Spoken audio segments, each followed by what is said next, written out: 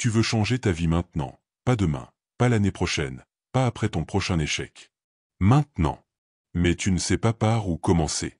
Tu es bombardé de conseils, d'illusions motivantes, de promesses vides. Tu avances à l'aveugle, usé, déçu, parfois brisé. Ce que tu ignores, c'est que la vraie transformation ne commence ni dans ton compte bancaire, ni dans ton apparence, ni dans les validations extérieures. Elle commence à l'intérieur. Elle commence par l'esprit. Et les stoïciens le savaient depuis plus de 2000 ans. Leur principe n'était pas de jolies phrases à afficher, mais des armes mentales conçues pour traverser la douleur, dompter le chaos, affronter la solitude et renaître plus fort. Dans cette vidéo, je vais te révéler 15 principes stoïques qui peuvent radicalement transformer ta vie immédiatement si tu les appliques vraiment. C'est une bombe de sagesse, pas un discours de surface. Alors reste jusqu'au bout, car ce que tu entendras ici pourrait bien devenir le moment le plus décisif de ton existence. Et si tu ressens déjà ce feu intérieur, abonne-toi maintenant et active la cloche. Ce que tu t'apprêtes à entendre n'est pas fait pour tout le monde, mais si tu es prêt à t'élever, cette chaîne est la tienne. Principe 1. Tu ne contrôles presque rien, mais ce que tu contrôles suffit à tout changer. Le chaos du monde te submerge parce que tu crois encore que tu peux le contrôler. Tu veux que les gens t'aiment, que la vie soit juste, que les circonstances te soient favorables. Tu veux que la pluie s'arrête, que ton passé s'efface, que les autres se comportent comme tu l'espères. Mais ce que tu refuses de voir, c'est que cette obsession du contrôle est la source même de ta souffrance. Épictète l'avait compris mieux que quiconque, il y a des choses qui dépendent de nous, et d'autres qui n'en dépendent pas. Et ce n'est pas une simple distinction théorique. C'est une révolution intérieure. Car à l'instant même où tu acceptes que le monde extérieur n'est pas à ta merci, tu arrêtes de gaspiller ton énergie à combattre l'incontrôlable. Tu redeviens maître de toi-même. Tu réorientes ton attention vers ce que tu peux vraiment influencer, tes pensées, tes actions, ta manière de réagir, ton jugement, ta discipline. Et c'est là que tout bascule. Car celui qui maîtrise ses réactions devient invincible. Celui qui gouverne son esprit peut marcher au cœur du chaos sans jamais être brisé. Si tu veux transformer ta vie maintenant, commence par cette vérité brutale, cesse de vouloir changer le monde. Change-toi toi-même. C'est là que se trouve ton véritable pouvoir. Et il est immense. Exercice pratique, le journal des sphères de contrôle. Chaque soir, prends 5 minutes pour diviser ta journée en 2 colonnes. Ce que je ne contrôlais pas aujourd'hui, exemple, la météo, l'humeur d'un collègue, un retard de livraison. Ce que je contrôlais vraiment, exemple, ma réaction face à l'attente, mon ton de voix, ma concentration. Puis écris, je choisis de libérer mon énergie de ce que je ne contrôle pas. À force de répéter cela, tu déprogrammes l'habitude toxique de vouloir tout maîtriser. Déclinaison moderne, l'économie de l'attention. Dans un monde où ton attention est une marchandise, ce principe stoïcien devient radical. Tu ne contrôles pas ce que les algorithmes vont te proposer, mais tu contrôles ce que tu choisis de consommer. Tu peux scroller des heures, te nourrir d'anxiété, ou décider d'utiliser ton esprit pour construire ta paix intérieure. Applique la séparation stoïcienne à ton flux digital. Filtre, choisis, détache-toi. Mise en pratique mentale, le mantra du maître stoïcien. En pleine frustration, répète-toi mentalement cette phrase. Ce n'est pas mon domaine. Ma paix ne dépend pas de ça. À force, ton système nerveux l'intègre, et tu gagnes en force nerveuse, en calme, en pouvoir. Principe 2. La douleur est un maître, pas un ennemi. On t'a appris à fuir la douleur. À la cacher, à la nier, à l'anesthésier avec des distractions, des plaisirs instantanés, des excuses. On t'a convaincu que souffrir est une anomalie, un dysfonctionnement à réparer au plus vite. Mais les stoïciens voyaient la douleur autrement. Pour eux, la douleur était un professeur. Brutal, oui. Intransigeant, sans doute. Mais juste. Car la douleur te montre ce que tu es réellement. Elle te révèle tes limites, ton orgueil, ta fragilité. Elle t'arrache tes illusions, te met à nu. Et c'est dans cette nudité que tu commences enfin à construire quelque chose de vrai. Sénèque disait, la douleur est parfois nécessaire pour secouer notre torpeur. Et il avait raison. Car sans épreuve, tu dors. Tu te confortes. Tu restes stagnant. La douleur te pousse à bouger, à évoluer, à devenir plus fort. Mais à une seule condition, que tu l'accueilles comme un signal, pas comme une malédiction. Que tu la regardes dans les yeux et que tu lui dises, tu ne me détruiras pas, tu me transformeras. Si tu fais ça, chaque cicatrice devient une médaille, chaque chute un enseignement, chaque épreuve une naissance. La douleur n'est pas ton ennemi. Ta résistance à la douleur, elle, est ton vrai poison. Exemple concret, la rupture sentimentale brutale. Tu vis une séparation. Tu t'étais investi, tu avais projeté, rêvé, aimé. Et soudain, tout s'écroule. Tu ressens ce vide atroce, cette sensation d'avoir été arraché à toi-même. Tu pourrais t'effondrer, t'autodétruire, ou te réfugier dans le déni, dans les distractions, dans la haine. Mais tu peux aussi appliquer la voie stoïcienne, accueillir la douleur sans l'interpréter comme une injustice. Tu peux lui dire, tu es là, tu me transperces, mais tu ne me définiras pas. Je vais te traverser. Et si tu acceptes ce processus, la douleur te remettra en contact avec toi-même. Elle te forcera à te reconstruire, non pas selon ce que tu attendais de l'autre, mais selon ce que tu veux incarner, maintenant. Exercice pratique, le journal stoïcien de la douleur. Pendant 30 jours, écris chaque soir. 1. Une douleur ressentie, physique, émotionnelle, mentale. 2. Ce qu'elle t'apprend sur toi, faiblesse, attachement, dépendance, illusion. 3. Une action, aussi minime soit-elle, que tu peux entreprendre pour répondre à cette douleur avec vertu, courage, patience, tempérance. Exemple. Douleur, solitude extrême. Enseignement. Je redoute ma propre compagnie, j'ai basé mon équilibre sur la présence de l'autre. Réponse. M'offrir un moment de lecture profonde demain soir, en silence, en me traitant comme un ami. Déclinaison moderne, burn-out, stress chronique, anxiété sociale. Nous vivons à une époque où la douleur psychique est omniprésente, mais déguisée. Les microtraumatismes s'accumulent dans les messages non lus, les notifications permanentes, les silences pesants des réseaux, l'hyperexposition sociale, les comparaisons constantes. Tout cela génère des blessures invisibles. Le stoïcien moderne ne les nie pas. Il les observe, les nomme, et surtout, il refuse d'en faire des identités. Il ne dit pas « je suis brisé ». Il dit « j'ai mal ». Et cette douleur est un terrain d'entraînement. Il en fait un levier. Et dans un monde où tout pousse à éviter la souffrance, celui qui ose la traverser gagne une solidité que rien ne peut plus lui enlever. Rituel mental, le pacte avec la douleur. Chaque matin, dis-toi. Aujourd'hui, il y aura peut-être de la douleur. Elle ne sera ni bonne ni mauvaise. Elle sera mon maître. Et je l'écouterai. Puis, à la fin de la journée, demande-toi. Ai-je fui cette douleur ou l'ai-je transformée en force?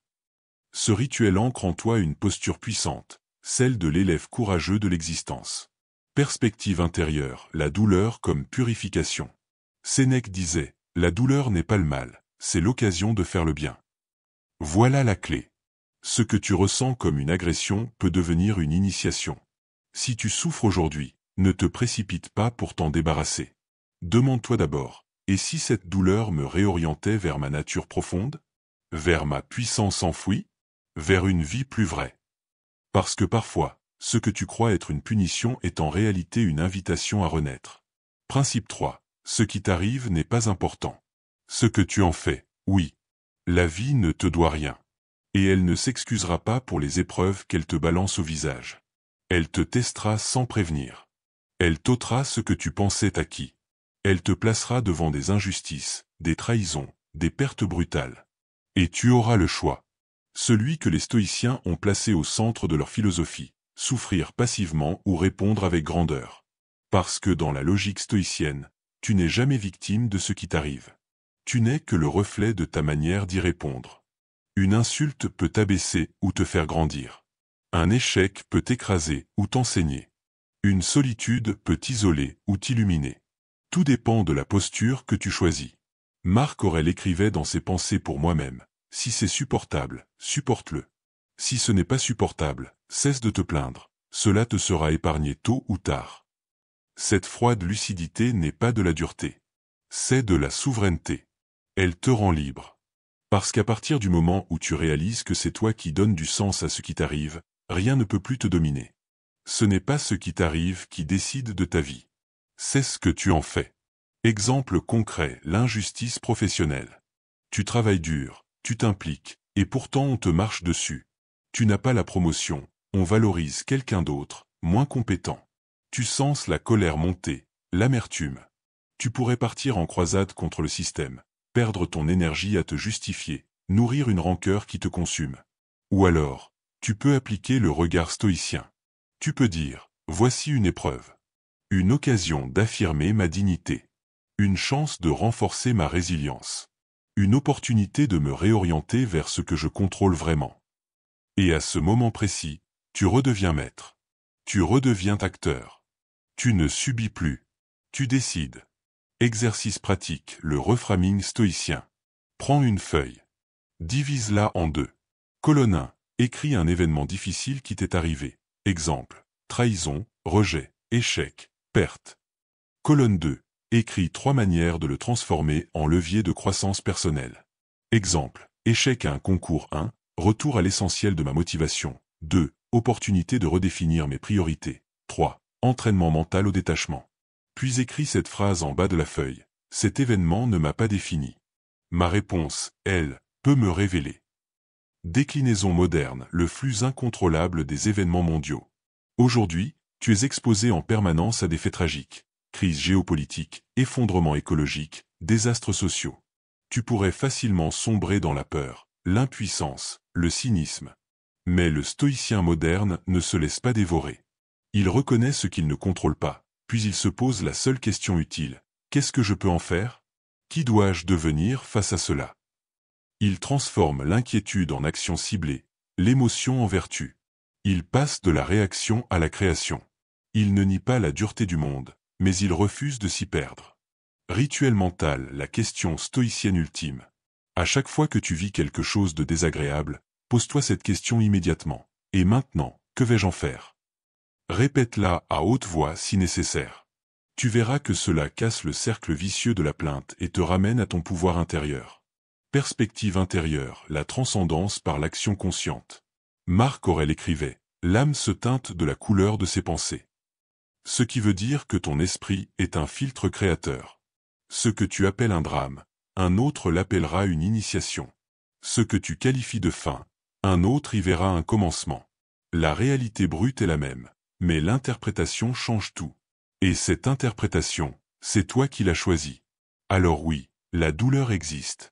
L'injustice existe. La trahison, la déception, la solitude, la perte, tout cela est réel. Mais tu es libre. Tu peux t'en servir pour t'endurcir, pour devenir plus sage, plus aligné, plus fort. Ou bien tu peux te laisser écraser, te noyer, t'effacer. Le stoïcisme te rappelle une vérité radicale.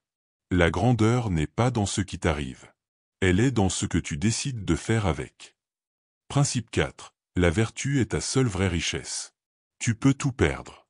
Ton argent, ta santé, ta réputation, ton statut social, ton confort, ta jeunesse. Tout. Mais il y a une chose que personne ne peut t'enlever. Ta vertu. C'est-à-dire ton intégrité, ton courage, ta justice, ta tempérance. C'est le seul bien qui t'appartient vraiment, et que tu emportes avec toi dans toutes les tempêtes. Les stoïciens ne voyaient pas la vertu comme une simple qualité morale, mais comme l'essence même d'une vie réussie. Ils ne cherchaient pas à accumuler des possessions ou à briller socialement. Ils cherchaient à être vertueux. Et tout en découlait, la paix intérieure, la force mentale, la clarté.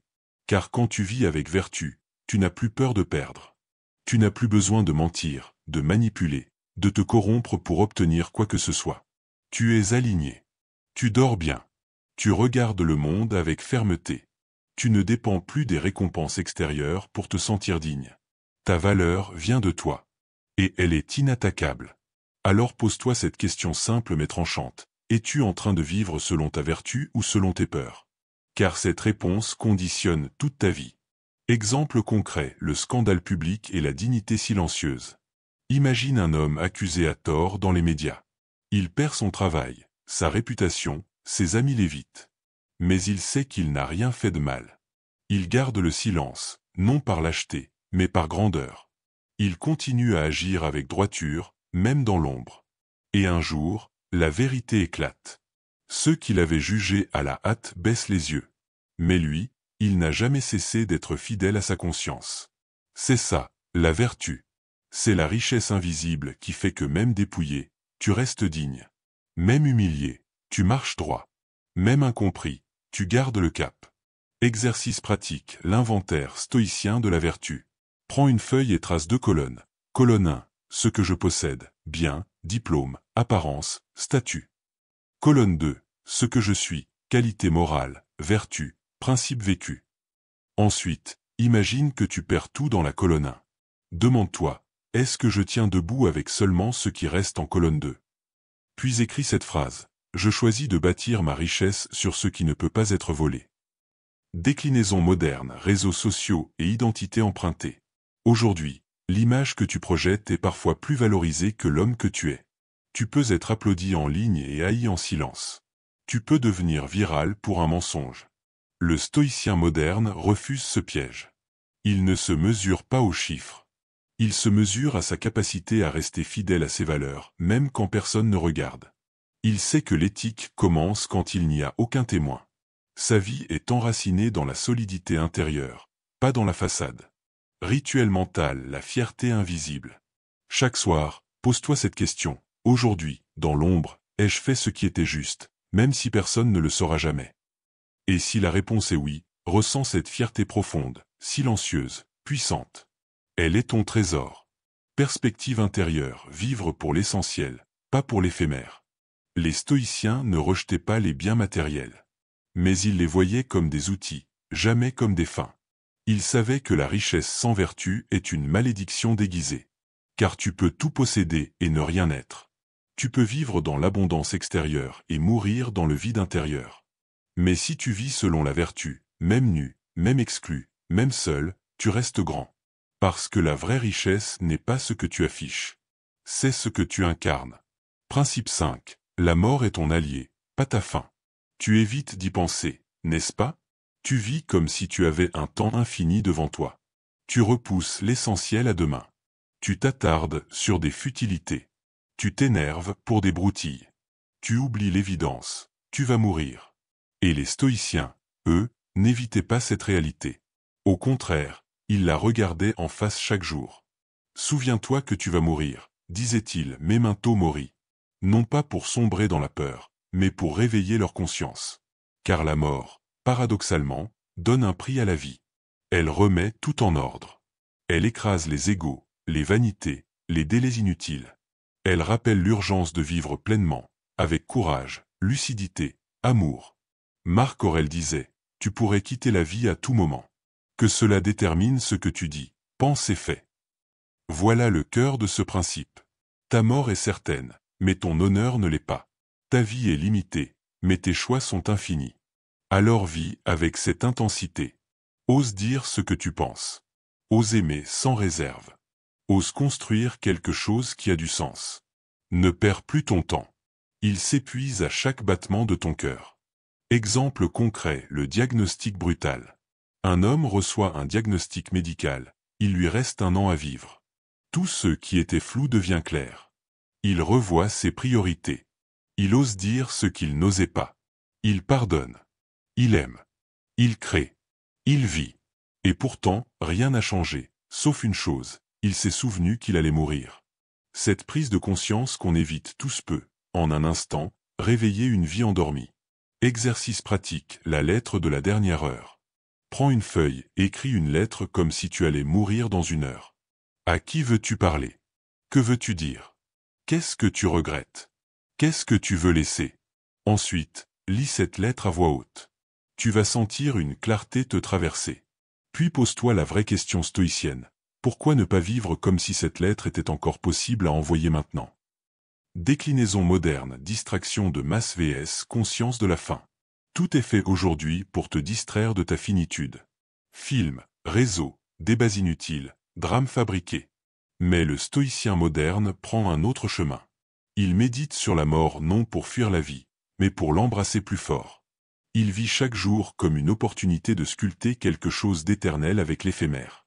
Il ne gaspille plus son temps. Il ne remet plus l'amour à plus tard. Il ne fuit plus ses vérités. Il vit maintenant.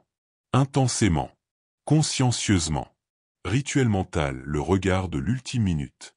Chaque matin, regarde ton visage dans le miroir et dis-toi, si c'était mon dernier jour, quelle version de moi voudrais-je être? Puis, agis en conséquence. Ce n'est pas morbide. C'est libérateur. C'est ton rappel de grandeur. Perspective intérieure, la mort n'est pas une tragédie, c'est une clarté.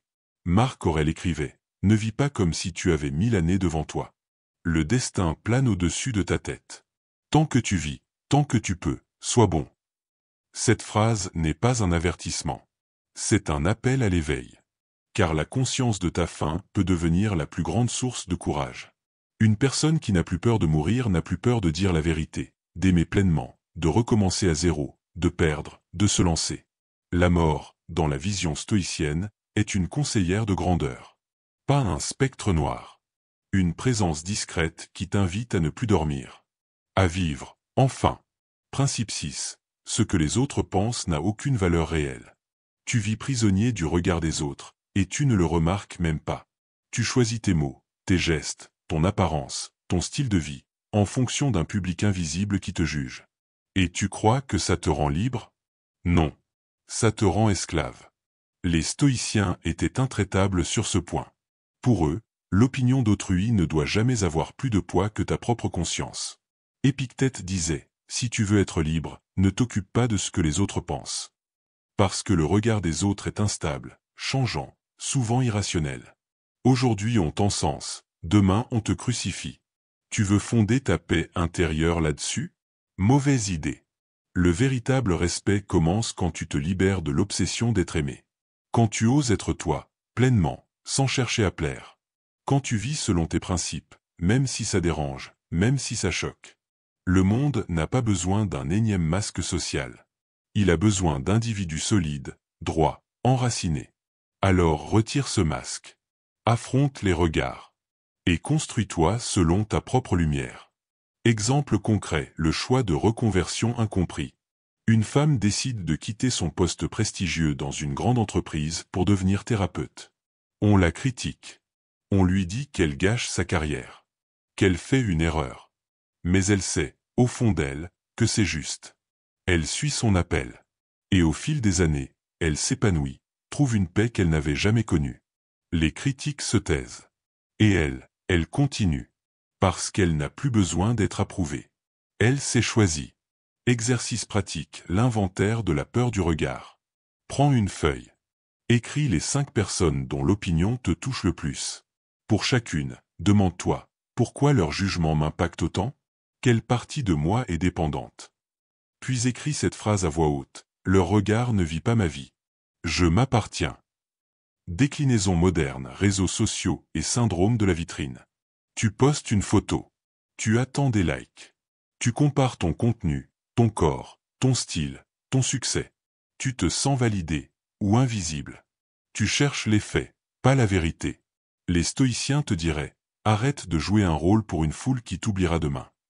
Le vrai courage aujourd'hui, c'est de vivre sans filtre intérieur.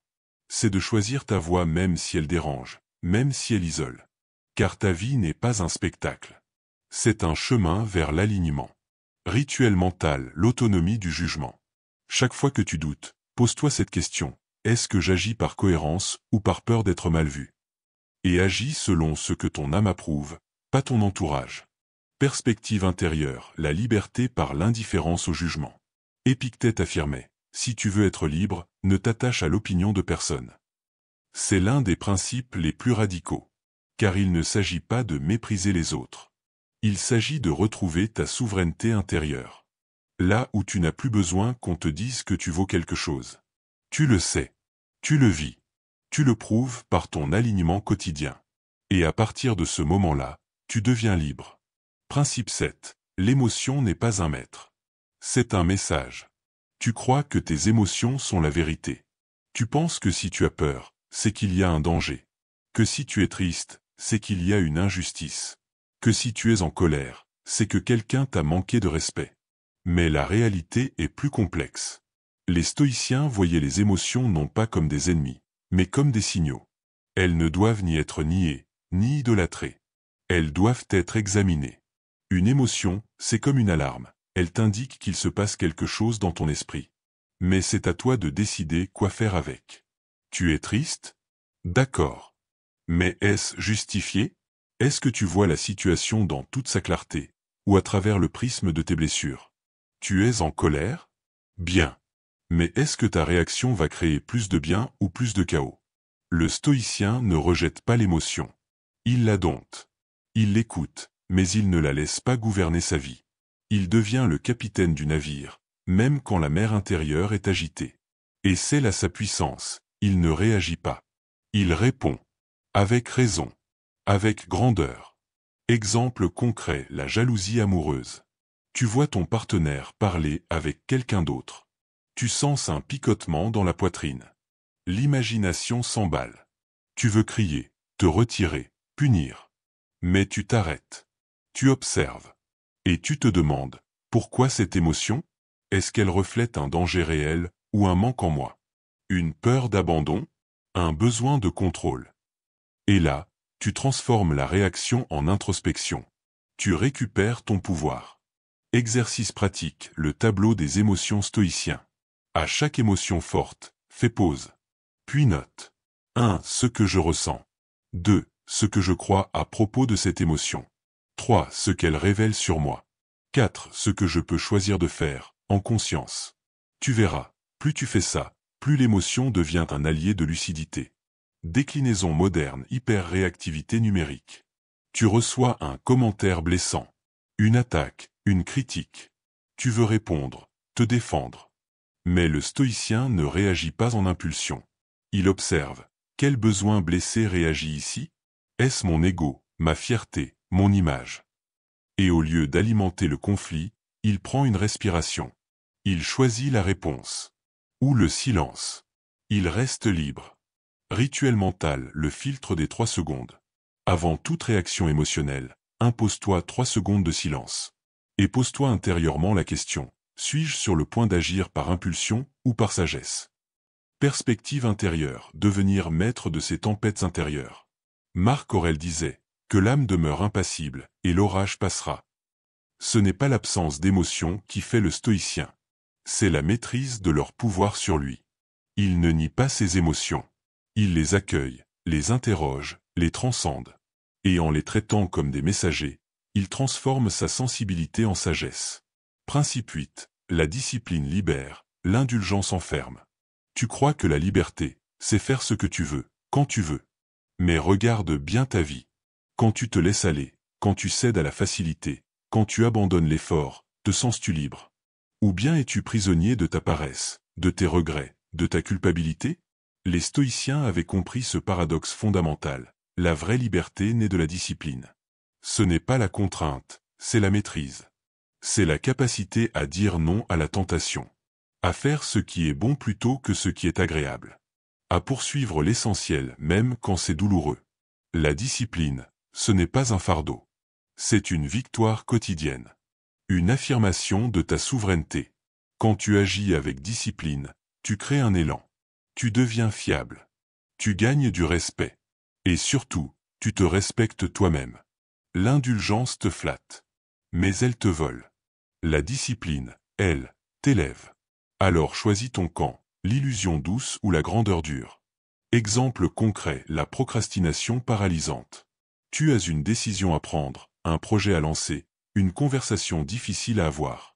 Et tu repousses. Parce que tu te dis, je ne suis pas prêt. Il faut attendre le bon moment. Mais ce moment n'existe pas. Le seul moment qui existe, c'est celui où tu es vivant. Et plus tu t'enracines dans le présent, plus tu gagnes en puissance. Exercice pratique, le scan stoïcien du présent. Chaque heure, arrête-toi 1 minute. Demande-toi. 1. Où est mon esprit? Dans le passé? Le futur? Ou ici? 2. Qu'est-ce que je peux aligner dans l'instant? Puis, ancre-toi physiquement dans l'instant, respiration lente, ressentir ton corps, observer ton environnement sans jugement. Déclinaison moderne, hyperconnectivité et fuite mentale. Notification, message, stimulation continue. Tu passes ton temps à sauter d'un point à un autre. Tu perds ta présence. Le stoïcien moderne prend le contre-pied. Il coupe. Il ralentit. Il crée des sanctuaires de présence. Des moments sans écran. Des marches silencieuses. Des rituels d'ancrage. Il devient maître de son attention. Rituel mental, le sceau du présent. Avant chaque action importante, dis-toi, c'est ici que je vis. C'est maintenant que je décide. Rien d'autre ne compte. Perspective intérieure, le présent comme puissance pure. Épictète disait, le bonheur ne consiste pas à obtenir ce que tu veux, mais à vouloir ce que tu as, ici, maintenant. Le présent est la forge de ta liberté. Il est ton lieu de création, ta zone de pouvoir. Et si tu apprends à y habiter pleinement, plus rien ne peut t'échapper. Parce que tout ce dont tu as besoin pour te transformer est déjà là. Principe 9. Le moment présent est tout ce que tu as. Tu passes ta vie dans un ailleurs mental. À regretter le passé.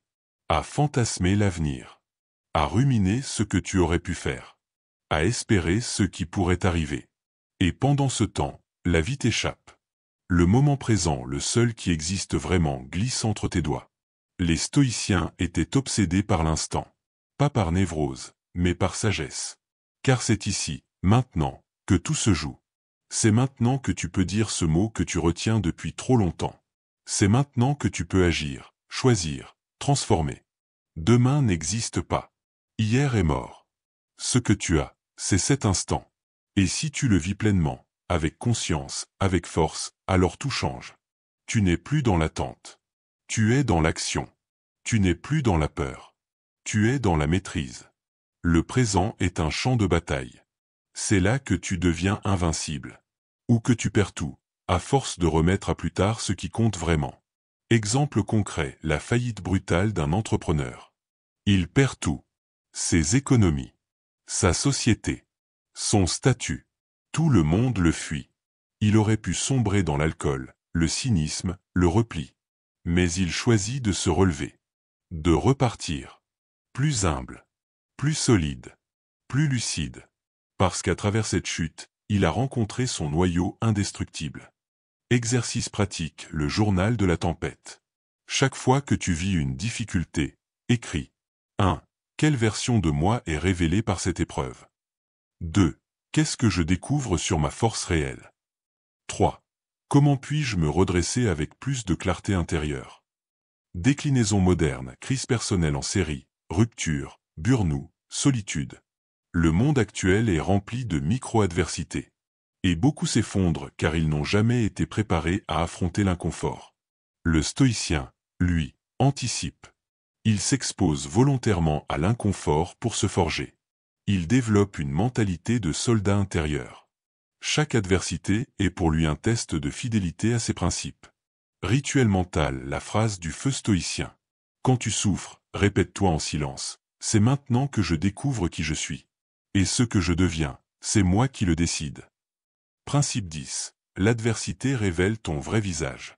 Tant que tout va bien, il est facile de jouer au sage. Quand tu es à l'aise, respecté, tranquille, tu peux parler de patience, de force intérieure, de grandeur d'âme. Mais ce ne sont que des mots. Le masque tient tant que la tempête ne souffle pas. Mais dès que la vie frappe fort, une trahison, une humiliation, une maladie, une perte brutale, c'est là que le vernis craque. C'est là que ton vrai visage se dévoile. Et c'est pour cette raison que les stoïciens bénissaient l'adversité. Ils ne la fuyaient pas, ils l'accueillaient. Non pas par masochisme, mais parce qu'ils savaient que seule l'épreuve révèle l'homme réel. Sénèque l'affirmait sans détour, un arbre qui pousse isolé dans la plaine ne développe jamais de racines profondes. Il lui faut la tempête. Ce que tu vis comme une malédiction est peut-être l'unique opportunité de voir enfin ce que tu es vraiment. Pas ce que tu prétends être. Pas ce que tu veux que les autres croient. Mais ce que tu es quand tout est en jeu. L'adversité te dépouille, t'écorche, mais elle t'offre un miroir pur. Tu veux savoir qui tu es? Observe-toi quand tu souffres. Tu veux savoir ta valeur? Regarde comment tu réagis quand tu perds.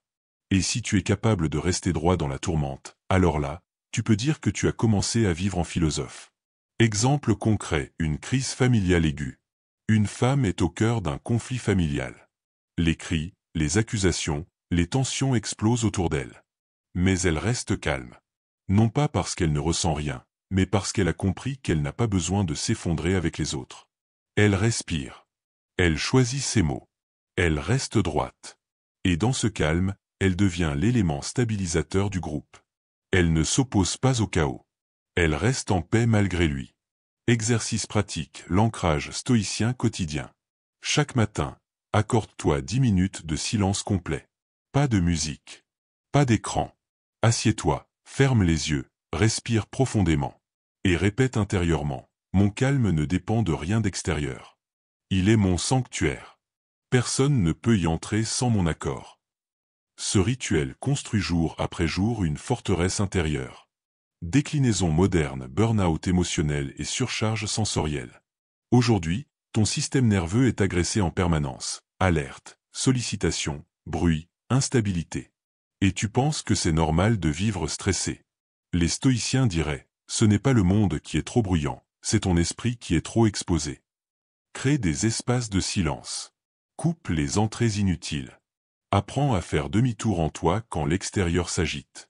Tu ne peux pas empêcher la tempête, mais tu peux apprendre à respirer au cœur de l'ouragan. Rituel mental, le mur intérieur. Visualise chaque matin un mur intérieur entre toi et le monde. Un mur invisible, mais solide. Chaque fois que quelque chose veut t'atteindre, critique, drame, bruit, imagine ce mur absorber l'impact. Je ne suis pas ce qui m'entoure. Je suis ce que je choisis de préserver en moi. Principe 11. Ne t'attache à rien que la vie puisse t'arracher.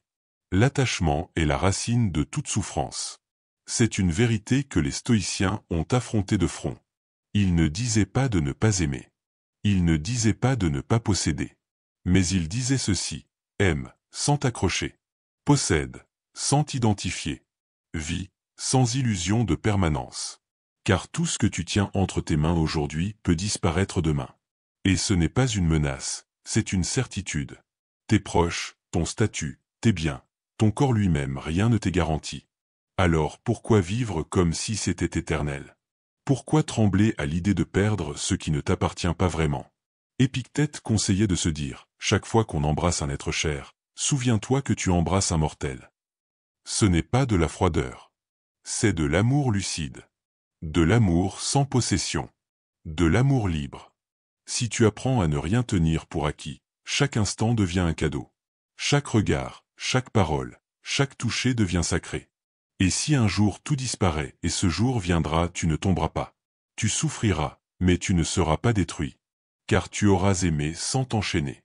Et c'est là, dans ce détachement actif, que naît la paix profonde. Exemple concret, le choix d'un réveil volontaire dans l'inconfort. Un homme décide de se lever à 5 heures tous les matins. Pas parce qu'il est obligé, mais parce qu'il sait que cette première victoire contre la mollesse conditionne toute sa journée. Il sort marcher dans le froid. Il s'immerge dans le silence. Et dans cet effort, il sent renaître une puissance qu'il croyait perdue. Car l'effort construit l'estime de soi. Exercice pratique, le calendrier du disconfort volontaire. Choisis une zone de ta vie où tu as glissé dans le confort excessif, nourriture, sommeil, écran, dépendance. Puis crée un plan de 30 jours où, chaque jour, tu fais une action inconfortable mais saine. Exemple, douche froide, sport à jeûne, lecture au lieu de Netflix, silence total pendant 1 heure. Note à chaque fois ton ressenti après l'effort. Tu verras que le malaise diminue, et la puissance augmente. Déclinaison moderne, discipline mentale dans un monde de facilité. Aujourd'hui, il est plus facile de commander une pizza que de cuisiner. Plus facile d'envoyer un message que de regarder dans les yeux. Plus facile de se plaindre que de se discipliner. Le stoïcien moderne ne choisit pas ce qui est facile.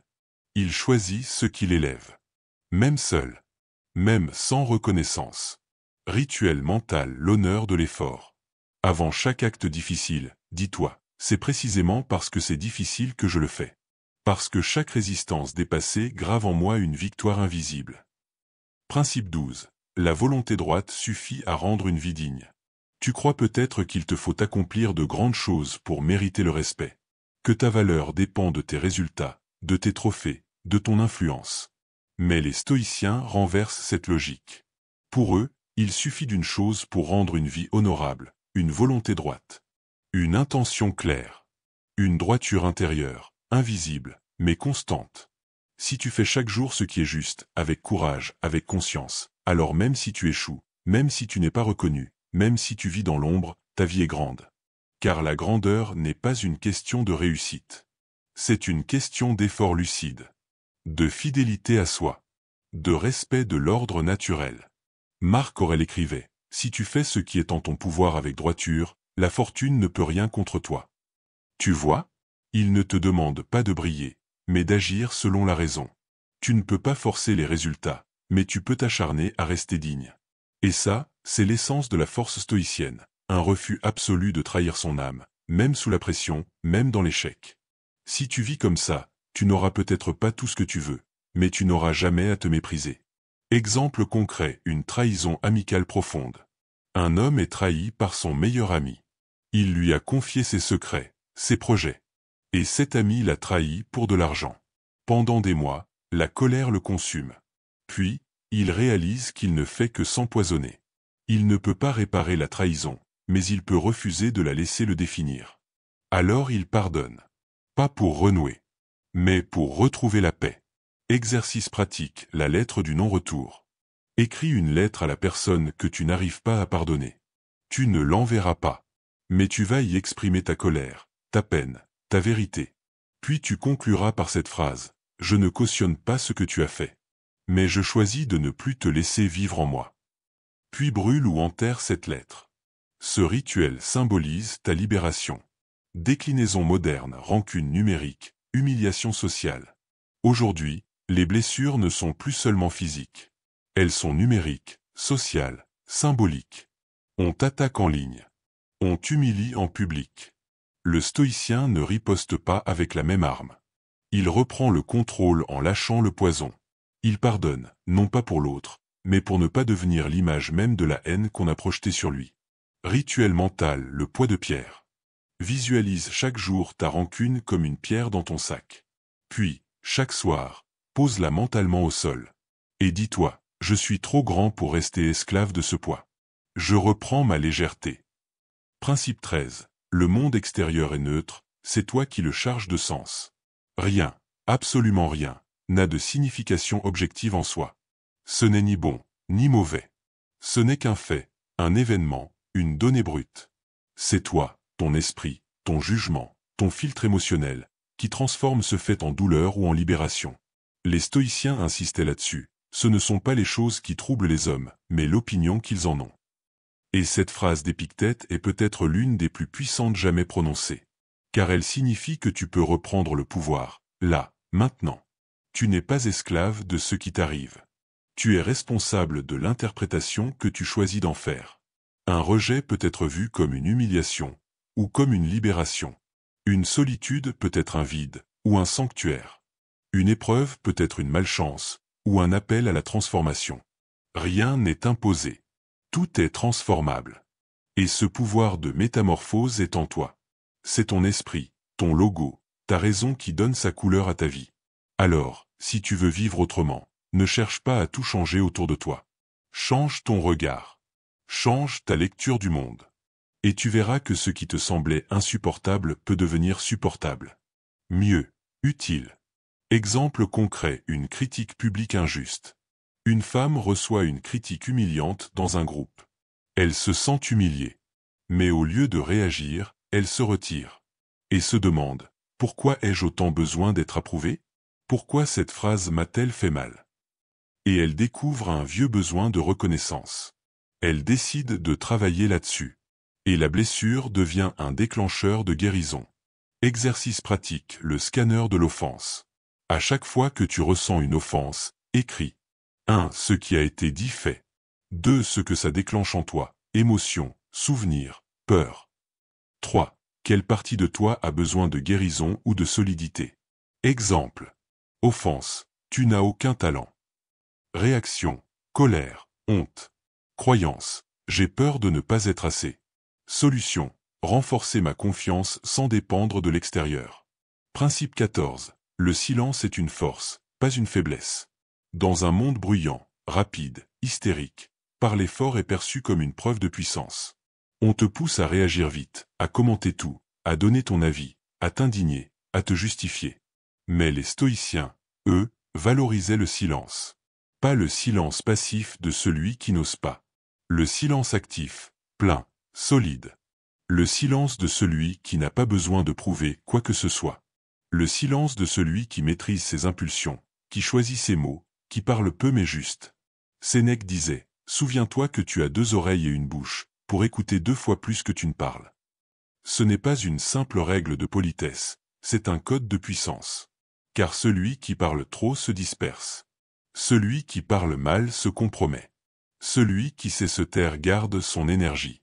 Il écoute. Il observe. Il comprend. Et quand il parle, chaque mot frappe juste. Le silence, c'est la réserve de celui qui n'a pas besoin de reconnaissance. Le stoïcien parle quand c'est utile, pas quand c'est tentant. Il agit dans le calme. Il répond avec lenteur. Il construit dans l'ombre. Et c'est là que naît sa force, dans ce refus du bavardage, dans cette présence dense qui dit sans bruit « Je suis maître de moi ». Exemple concret, la solitude ignorée. Un homme évite toujours d'être seul.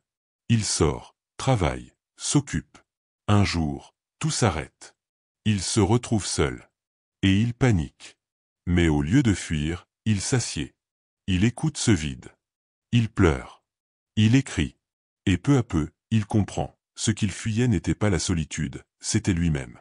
Et en traversant ça, il retrouve sa puissance. Exercice pratique, l'observation nue. Chaque jour, prends 15 minutes seul, sans rien faire. Assieds-toi. Ressens ce qui vient. Ne juge pas. Ne détourne pas l'attention. Juste observe. Puis écris ce qui est monté. C'est une discipline difficile, mais elle ouvre la porte à l'émancipation intérieure. Principe 15. Tu es responsable de ton propre éveil. Tu attends peut-être une aide extérieure. Un mentor. Une rencontre. Une opportunité. Mais les stoïciens étaient clairs. Tu ne peux pas déléguer ton éveil. C'est ton devoir sacré. Tu peux être guidé, inspiré. Mais personne ne peut faire le chemin pour toi. Le jour où tu assumes totalement ton évolution, ta vie bascule. Tu deviens ton propre maître. Tu cesses de demander l'autorisation d'exister pleinement. Exemple concret, la décision de ne plus remettre à demain. Une femme vit dans la confusion. Elle cherche des réponses. Puis un jour, elle décide de ne plus fuir. Elle lit, écrit, médite, agit. Pas à pas. Sans attendre d'être prête. Et en quelques mois, sa clarté devient évidente. Parce qu'elle a pris la responsabilité de devenir l'actrice de sa propre transformation. Exercice pratique, le pacte d'éveil. Écris aujourd'hui une déclaration d'engagement. Je prends la responsabilité de mon chemin. Je ne blâme plus. Je n'attends plus. Je deviens. Lis-la chaque matin. Et agis. Tu viens d'explorer 15 principes stoïciens capables de transformer ta vie immédiatement. Pas demain, pas dans un an, maintenant. Mais souviens-toi de ceci, une philosophie sans application est une simple distraction intellectuelle. Ce que tu viens d'entendre n'a de valeur que si tu l'incarnes.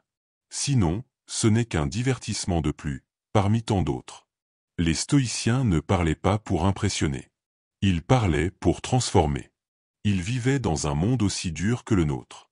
Ils connaissaient la souffrance, l'échec, la trahison, la perte. Et pourtant, ils ont construit, dans ce chaos, une paix inébranlable. Parce qu'ils ont choisi de ne pas fuir. De ne pas accuser. De ne pas attendre. Ils ont choisi de se forger. Et cette voie, elle est devant toi maintenant. Alors la question, la seule vraie question, c'est, qu'est-ce que tu vas faire de ce que tu viens d'apprendre? Tu peux refermer cette vidéo et reprendre ta vie comme avant. Ou tu peux faire le choix que très peu font. Celui de redevenir maître de toi-même. Celui de t'aligner, en silence, quand tout autour de toi s'agite. Celui de te lever chaque matin avec discipline, courage et clarté. Celui d'incarner la sagesse stoïcienne dans chaque regard, chaque décision, chaque épreuve. Et si tu veux vraiment continuer ce voyage, alors abonne-toi maintenant. Car ici, on ne parle pas pour divertir. Ici, on parle pour réveiller. Ici, on parle pour t'aider à devenir celui ou celle que tu étais destiné à être. Active la cloche. Reviens à cette vidéo autant de fois que nécessaire. Et surtout, applique. Même un seul principe. Dès aujourd'hui. Parce que la philosophie ne sert à rien si elle ne devient pas ta chair, ton feu, ton honneur. Tu n'as plus besoin d'attendre. Tu n'as plus besoin de permission. Tu peux commencer maintenant. Et souviens-toi de ceci. Le monde peut rester dans le chaos. Mais toi, tu as le droit de rester immobile. Fort. Clair. Inébranlable. Parce que tu as choisi la voie des stoïciens.